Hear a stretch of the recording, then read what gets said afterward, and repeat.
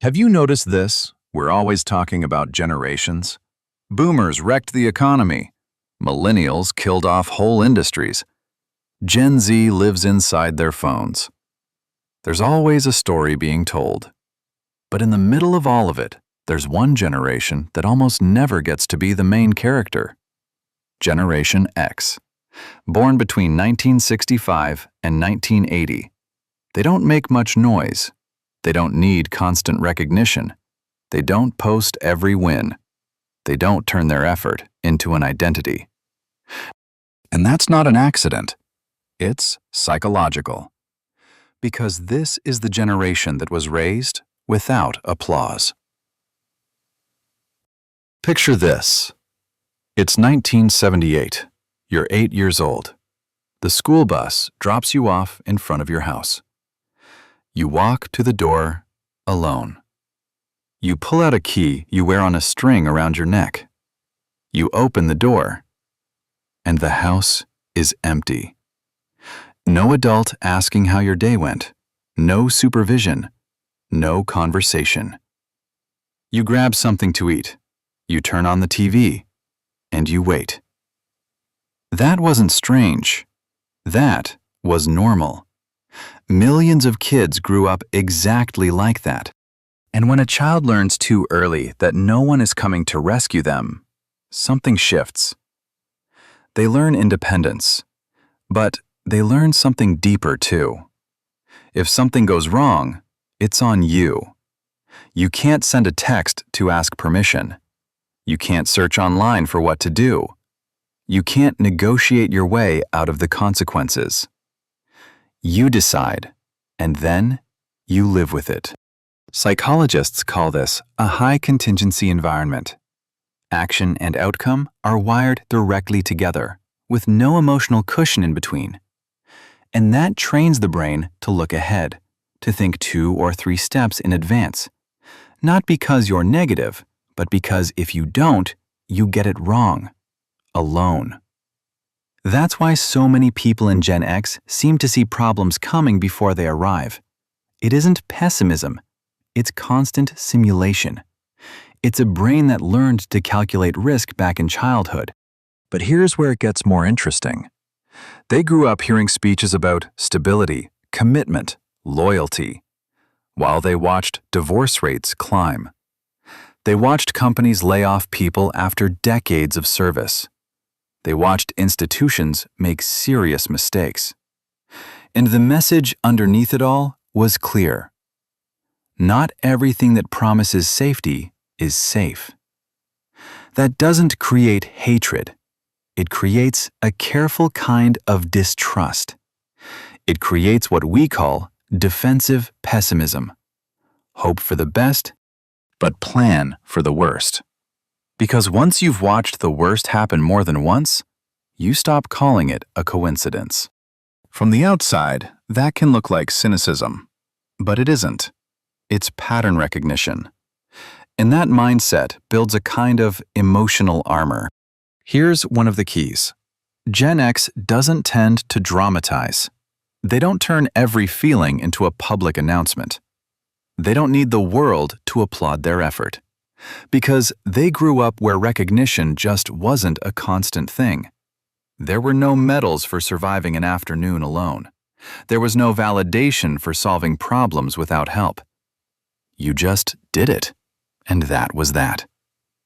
That creates adults who don't depend on outside applause.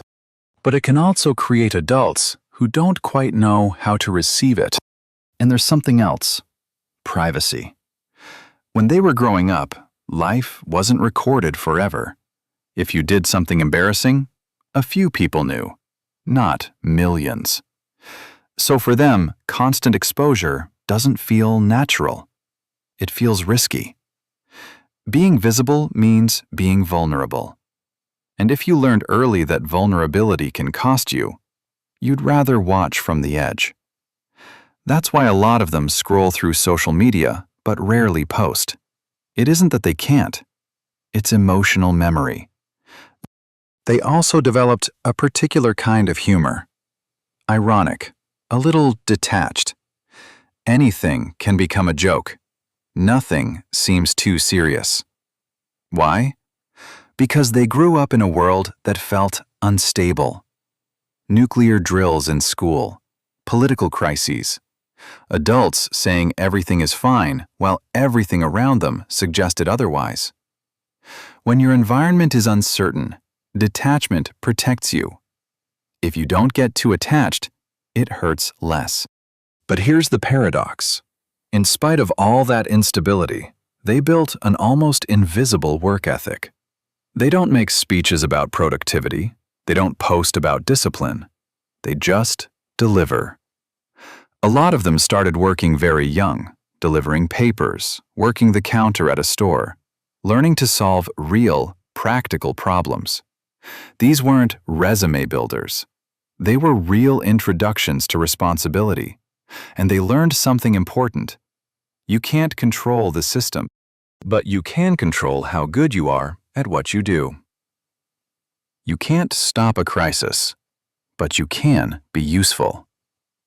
That creates a quiet obsession with becoming indispensable. Not for the recognition, for the security. And here's the big contrast. They're deeply independent, but if someone needs help, they show up without announcing it, without turning it into content. Loyalty isn't a performance, it's a practice. Because when you grow up leaning on your friends in the absence of adults, friendship becomes structure. Authority has an interesting wrinkle for them, too. They don't respect titles automatically. They respect real competence. If you know what you're doing, they'll follow you. If you don't, they'll keep their distance. They grew up watching people in power make serious mistakes. They learned that obeying without question can have consequences. That creates adults who think critically, but also adults who are slow to trust. Economically, they lived through one crisis after another. Nothing felt permanent. And that reinforces one core belief: nothing is ever completely safe. That's why so many of them spread their income across several sources, not because it's a trendy entrepreneurial move, because of accumulated memory. But every strength has a cost. Studies show they reach for emotional support less during stress, not because they don't need it, but because asking for help can feel like weakness. The early programming was simple: handle it.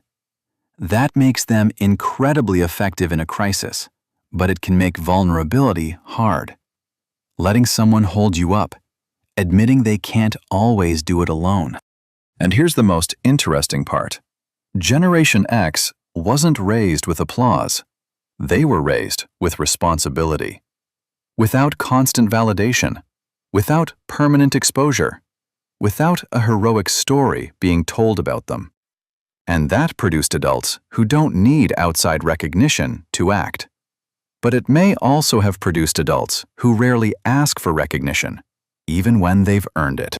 They're the bridge generation between analog and digital, between the stability they were promised and the instability they actually lived. And bridges don't get celebrated. They hold, they connect, they let everyone cross, and they keep going, quietly, without applause. The question isn't whether that made them strong. The question is, how much of that armor is still necessary today? Because growing up without applause can teach you not to depend on it, but it can also teach you not to let yourself receive it. And that changes the way you relate to the whole world. If you belong to this generation, maybe you recognized yourself just now. And if you don't, maybe you understand someone close to you a little better. But beyond the generational labels, there's something universal here. When you learn too early that you're on your own, you become someone who rarely asks for help. And that can be a strength, or it can be a weight. The difference is whether, today, you're actually choosing that independence or just carrying it out of habit.